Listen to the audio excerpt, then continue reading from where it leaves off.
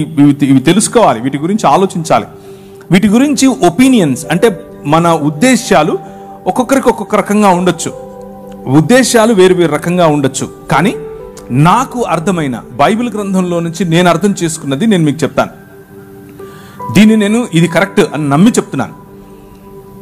ఉదాహరణకు ఒక హిందూ మిత్రుడు ఉన్నాడు, లేకపోతే ముస్లిం మిత్రుడు ఉన్నాడు.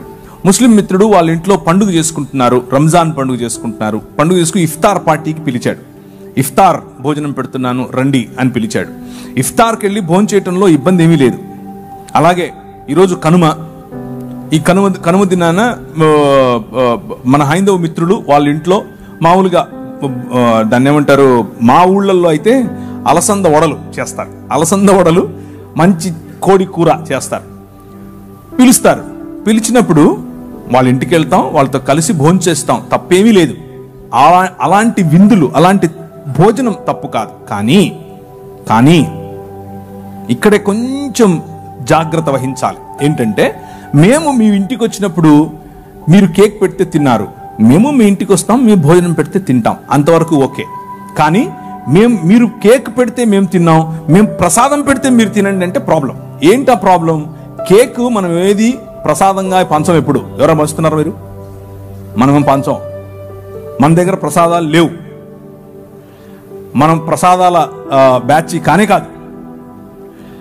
మనం ఒక బల్ల పెడతాం, ఆ బల్ల క్రీస్తు శరీరం, అది ప్రసాదం కాదు. అది వచ్చి తింటే రోగాలు పోతాయి, అది వచ్చి తింటే దేవుడు బ్లెస్సింగ్స్ ఇస్తాడు, ఇలాంటివి లేవు మనకి. ఇది దేవుని బల్ల. మనందరము ఒక్క సమాజం, మనలో అందరిలో ఒకే రక్తం ప్రవహిస్తుంది. ఆయన మన కోసం తన శరీరాన్ని విడిచాడు అన్నటువంటి ఆయన విమోచన కార్యాన్ని జ్ఞాపకం చేసుకునే కేవలము బాప్తీసము పొందిన ఆయన అనుయాయులైన, ఆయన శిష్యులైన వారికి మాత్రమే పెట్టబడిన బల్ల. అది ఎవరికి పంచంగా మనం పంచం. అలాగే వారి దేవీ దేవతలకు అర్పించిన వాటిని తీసుకోవు కూడా. మనం పంచము, వారిస్తే తీసుకోము. చాలా క్లియర్గా చెప్తున్నానా? మనం పంచేది లేదు, వాళ్ళు ఇస్తే తీసుకోవాల్సిన అవసరము లేదు. అలాగని చెప్పి అవతల వారిని నొప్పించాల్సిన అవసరం ఏమీ లేదు. ఎందుకు నొప్పించాలి? దయ్యానికి పెట్టావు, నువ్వు రాయికి పెట్టావు, నువ్వు రప్ప, ఈ స్టేట్మెంట్స్ అన్నీ అక్కర్లేదు. అది కరెక్ట్ కాదు. అలా చెప్పటం వల్ల అవతల వ్యక్తిని పోగొట్టుకుంటాం. అలా మనం దురుసుగా ఉండకూడదు. చాలా సున్నితంగా మాట్లాడచ్చు. సోదరా, చాలా థ్యాంక్ యూ, మీ భక్తి భావాన్ని నేను మెచ్చుకుంటున్నాను, మీలో ఇంత భక్తి ఉంది, చాలా సంతోషం, మీరు నన్ను కూడా గౌరవిస్తూ మీరు ఏదో ఇస్తున్నారు, కాకపోతే మిమ్మల్ని నేను గౌరవించాలి కదా. నేనేదో ఇది స్వీట్ తిన్నట్టు తిన్నాను అనుకోండి, అది మీకు నొచ్చుకుంటారు మీరు. అలా వద్దు. నేను నా విశ్వాసంలో ఇలాంటి విగ్రహార్పితములు తీసుకోవద్దు అని చెప్పారు, కాబట్టి నన్ను దయచేసి ఏమనుకోకే. కానీ నీతో పాటు రావాలా? వస్తా. ఎక్కడికి వెళ్ళాలని చెప్పు. మీ ఇంటికి వద్దామా, భోజనం చేద్దామా, చేస్తా చెప్పు. ఇలా మనం స్నేహాన్ని పెంచుకోవచ్చు. కానీ సత్యాన్ని కూడా చెప్పాలి. సత్యం చెప్తూ స్నేహాన్ని పెంచుకోవాలి. వాళ్ళేం నొచ్చుకోరు. ఒక్కసారి గనక మనము తగ్గింపుతో, నిజమైన మనస్సుతో వాళ్ళను, మన సహోదరులను యాక్సెప్ట్ చేస్తూ వాళ్ళని ఈ విషయం చెప్పి, మేము ఎలాగైతే మీకు బల్ల పంచమో అలాగే మీరు కూడా నాకు ఇది ఇవ్వకండి అని చెప్పటం వల్ల తప్పేమీ లేదు. అలా చెప్పిన తర్వాత వారితో కలిసి బయటికి వెళ్ళారు, ఒక రెస్టారెంట్కి వెళ్ళారు. ఆ రెస్టారెంట్లో వాడు ఎవరికి సమర్పించాడో మనకు తెలీదు. అది హలాల్ చేసి పట్టుకొచ్చాడా, కోషర్ చేసి పట్టుకొచ్చాడా, లేకపోతే ఏదైనా రాయి దగ్గర పెట్టాడా, లేకపోతే ఇంకేదైనా చేసి వచ్చాడా, అది మనకు తెలీదు. డబ్బులు ఇవ్వాలి, కొనుక్కోవాలి, ఇద్దరం కలిసి ఛాయ్ తాగాలి, బిర్యానీ తినాలి, ఎవరిలో కలుపుకోవాలి. అది ప్రసాదం ఏం కాదు. మీకు అర్థమవుతుందా నేను చెప్పేది? సో అందులో ఏం కెమికల్ లేదు, అందులో ఏదో వేరే శక్తులు వచ్చి మీకు పట్టేటి ఏమీ లేవు.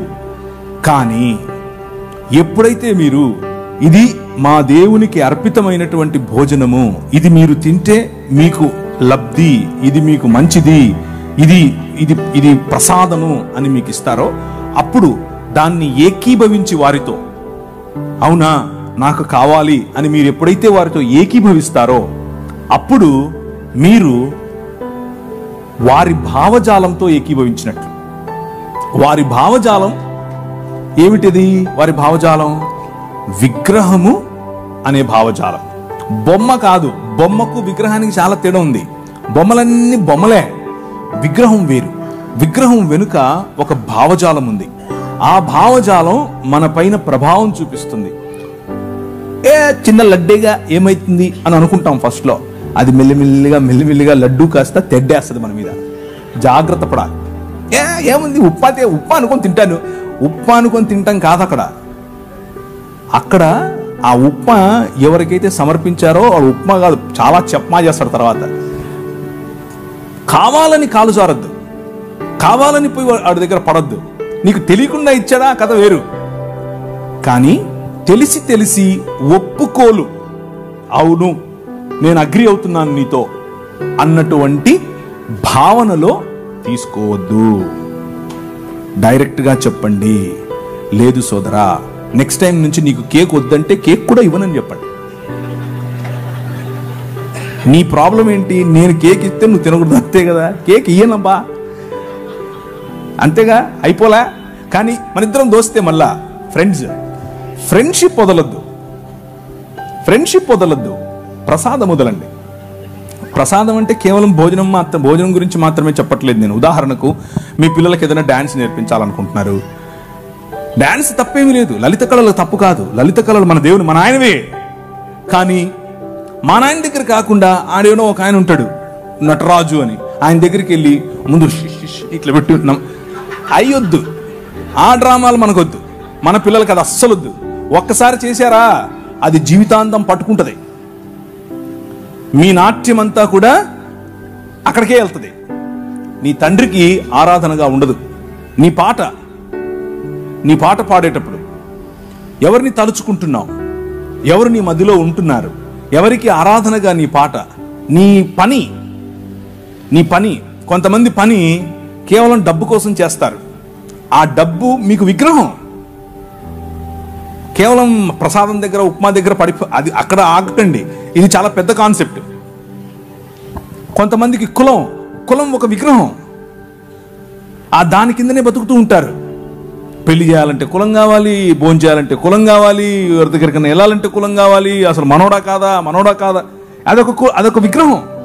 విగ్రహార్పితం నువ్వు యాక్చువల్గా అప్పుడు. సో విగ్రహం అనేది నిన్ను మనిషి స్థాయి నుంచి తగ్గిస్తుంది, పశు స్థాయిగా మారుస్తుంది. మెల్లిమెల్లిగా దాని భావజాలం నీ పైన పట్టి పీడిస్తుంది. సో సే నో, వద్దు అని చెప్పండి. నేనైతే అలాగే చెప్తాను, నాకు ఏ సిగ్గు లేదు ఈ విషయంలో. కానీ వద్దని చెప్పి నేను పోగొట్టుకున్న ఫ్రెండ్ లేడు, ఎవ్వరు లేరు. నొప్పించాల్సిన అవసరం లేదు. ఇదొక భ్రమ. ఏంటా భ్రమ అంటే, వద్దు అని చెప్తే అవతలోడు నొచ్చుకుంటాడండి. ఏం నొచ్చుకోడు, ఆడు నొచ్చుకుంటాడో లేదో తెలియదు, కానీ నువ్వు నొచ్చుకుంటున్నావు ముందు. అది నీ సమస్య.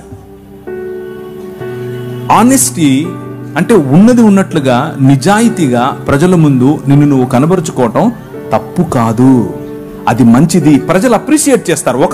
ఒకసారి ఏంటబ్బా ఆయన ఇలా చేస్తున్నాడు అని అనుకోవచ్చేమో, కానీ తరువాత నీ సత్ప్రవర్తన ఏమాత్రము వ్యత్యాసం లేకుండా నువ్వు ఆ వ్యక్తిని క్రైస్తవ భావంతో నువ్వు ఎప్పుడైతే దగ్గరికి తీసుకుంటావో అన్నీ అర్థమవుతాయి ఆయనకి. ఓకే, ఇది ఆయన నిష్ట. ఒక ఆయన వచ్చాడు నా పైన, బాస్. అప్పట్లో నేను ఒక కంపెనీలో పనిచేసేవాడిని. ఆయన బ్రాహ్మణోత్తముడు. అమెరికా వెళ్ళాం మేము ఇద్దరం కలిసి. కాదు ప్రవీణ్ గారు మీరు అని మొదలెట్టాడు. ఇక్కడే రామచంద్రాపురం అనుకుంటాను. ప్రవీణ్ గారు మీరు ఏంటండి మీరు అని 1-2 సార్లు నన్ను కొంచెం గెలికాడు. నేను అంటే నేను చాలా చాలా స్నేహంగా ఉంటాను ఆయనతో, కానీ ఆయన దానికి విలువ ఇవ్వాల. దానికి చెయ్యండి, ఏం కాదు చెయ్యండి అన్నట్లు నా వెంట పడ్డాడు. సరే కూర్చో అని చెప్పి ఒకరోజు, అసలు నువ్వు ఎలాగండి బ్రాహ్మణోత్తడివి అని అడిగాను. ఎందుకు అన్నాడు.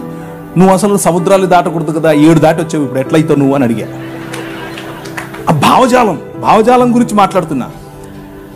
నేంటండి నేను ఇచ్చింది తినడానికి ఇన్ని క్వశ్చన్లు ఎత్తనావు అన్నాడు.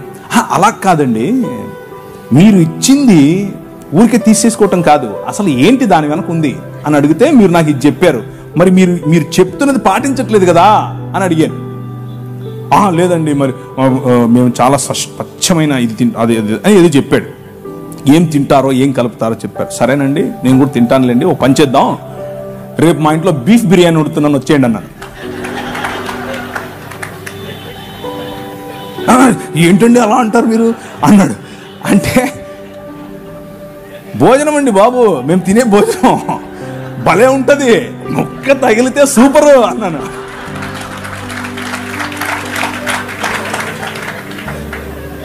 మీరు ఏ విధంగా ఇది తినడానికి జంకుతున్నారో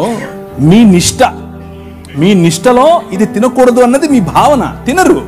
అలాగే మా నిష్టలో అది తినకూడదు అన్నది భావన, దాన్ని అర్థం చేసుకోండి. అంతేగాని పద్దానికి వచ్చి మీరు ఇలా క్వశ్చన్ చేస్తే నేను కూడా క్వశ్చన్ చేయాల్సి వస్తుందని చెప్పాను. బీఫ్ బిర్యానీ సూపర్ ఉంటుంది, దోశ వేసి పెడతా అన్నాను. బీఫ్ వండి దోశ బీఫ్ ఏంటండి ఆ కాంబినేషన్ ఏంటంటే నేను అన్నాను, భలే ఉంటుందండి బాబు, మీకు తెలియదు సూపర్ ఉంటుంది. ఇంకా మా ఊళ్ళల్లో సంగటి చేస్తారన్నాను. సంగటి ఆయనకి తెలియదు, అర్థం కావట్లేదు ఆయనకి, సంగటి ఏంటి అంటున్నాడు. అంటే కడపకు రండి ఒకసారి, బీఫ్ వేసుకుని సంగటి వండుకుని దాంట్లో నెయ్యి పోసి తింటే సప్పా సూపర్. ఆయన తట్టుకోలేక చెవులు మూసుకెళ్ళిపోయాడు. టచ్లోనే ఉన్నాడు, ఇంకా ఫ్రెండే, కానీ అర్థం చేసుకున్నాడు. ఆయన నన్ను పెస్టర్ చేయటం, నన్ను ఒత్తటం, నన్ను కావాలని ఒత్తేది నేను ఒత్తితే ఎలా ఉంటుందో అర్థం చేసుకుని ఆపేశాడు. సో ఫ్రెండ్షిప్ మంచిది, ప్రజలను కోల్పోవద్దు, కానీ నీ విశ్వాసం అంతకంటే ముఖ్యం. నీ విశ్వాసం అంతకంటే ముఖ్యం. నువ్వు రోడ్డు మీద నిలబడి సువార్త చెప్పటం ఎంత ముఖ్యమో, నీ ఫ్రెండ్ దగ్గర నిలబడుకొని నేను క్రీస్తును మాత్రమే అనుసరిస్తాను అని చెప్పటం అంతే ముఖ్యం. నువ్వు వాడిచ్చిందల్లా తీసుకొని తింటే నువ్వు అది చెప్పటం లేదని అర్థం, నీ సాక్ష్యం లేదని అర్థం. సో ఒకరిని గెలవటం కోసం అబద్ధం చెప్పక్కర్లేదు, సత్యం చెబుతూనే గెలవచ్చు. ఆ ప్రయత్నం చేయండి, ఉపయోగపడుతుంది.